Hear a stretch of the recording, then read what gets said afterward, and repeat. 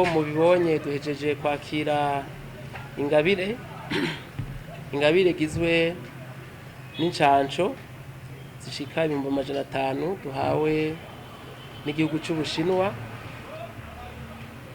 Iyo ngabire rero ije izananye n'izindi novuga ico bijana n'incanco, no kuvuga ibikoresho inshinge biba bifatanye.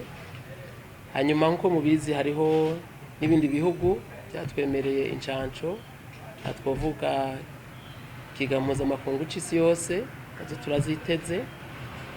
Rero turashimiye igihugu c'Ubushinwa kuko hampande y'iyi ngabire murazi yuko kuva dutangura kurwanya kino kiza batubaye hafi kuva mu ntango, kuko baraduhaye ibikoresho bitari bike, na cyane cyane ibikoresho byo gupima kugira tumenye ko umuntu yanduye canke atanduye, eka mbere n'imiti yo gushobora gufasha abo tubonye baranduye. Rero turabishimira cyane ku izina rya leta, dushimira igihugu c'Ubushinwa, eka mbere dusanzwe dufashanya mu bintu byinshi bitandukanye, mu bisata bitandukanye byo gutuma amagara y'abenegihugu agenda neza. Duhejeje kwakira rero zino ncanco, bagira tubamenyeshe yuko cyambere abenegihugu bamenya ko urucanco nk'uko userukira igihugu c'Ubushinwa yabivuze ntiruje gusubirira za ngingo nziza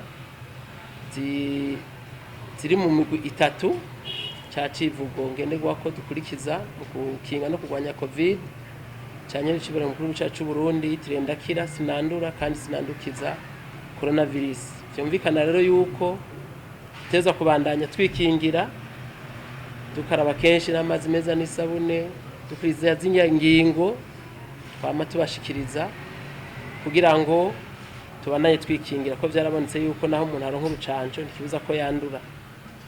Ikindi naco nuko gupima tugiye kubibandanya kuvyerekeye abenegihugu bifuza kuronka incanco, ko twabishikirije ni ku bushake, agahato karimwo.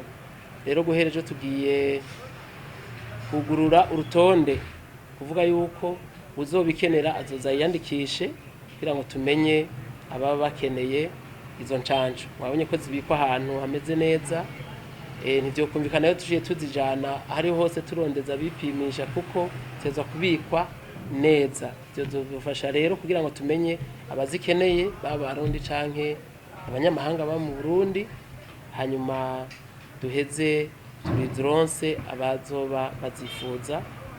Ariko tworangiza dusaba bene gihugu ko babandanya bikingira, na cyane cyane biciye mu kugira isuku, gukaraba kenshi n'amazi meza n'isabune, kandi bipimisha kenshi gashoboka, kuko